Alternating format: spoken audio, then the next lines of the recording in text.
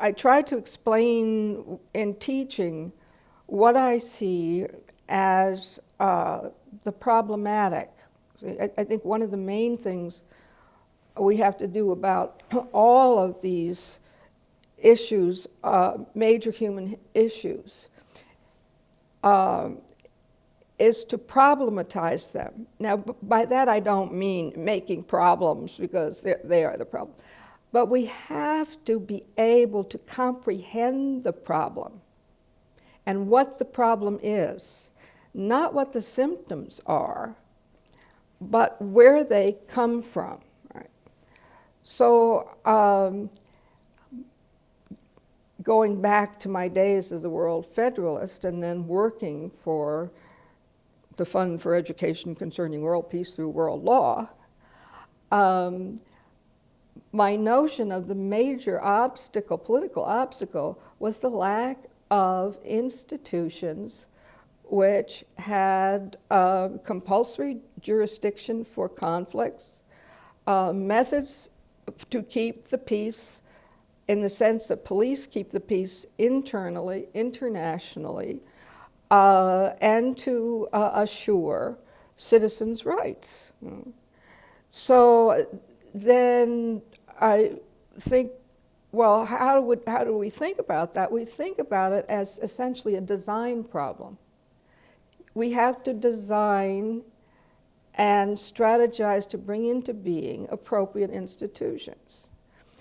Now, a lot of that has been happening, but and one of the questions that I remember from your list was things that have come out of wars and conflict. Well, one of the things of the post-World War II period that really is an extension of human rights is the International Criminal Court. So that's one really concrete, positive institution. But the problem is, there isn't a general system design. We have this one really good institution, and there are others, but how do you fit them together? And there are plans to do that. Now, most of them were drafted in the 50s, 60s. I don't think anything since then, because people really kind of gave up on problematizing peace and working on it in that sense. But they represent a way of thinking. And they represent looking at the problematic, all the little pieces, the mini problems that make the maxi problem.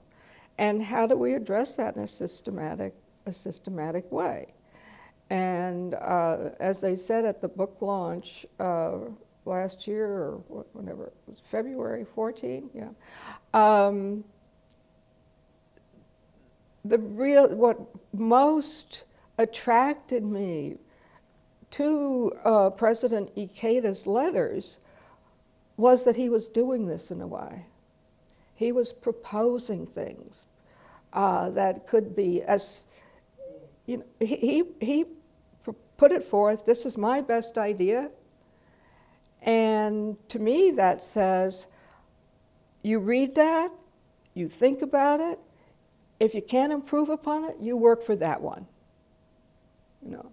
And so that's the way I see that. But it comes together as a common system when you see that the core of those institutions must always respect human dignity. And they must be in accord with the basic norms of human rights. So they're all of a piece. But there's one piece that isn't there, and that's the major political problem. And that is the problem of a highly armed international system, which is in fact a kind of international anarchy, every nation for itself, and each making itself secure by trying to be scarier than the other. So, and until that is solved, we will not fully have human rights. Because the major obstacle to human rights and to what we now think of as human security is the militarized security system. And I don't think you think about only one without thinking about the other. You know, they all have to be put together.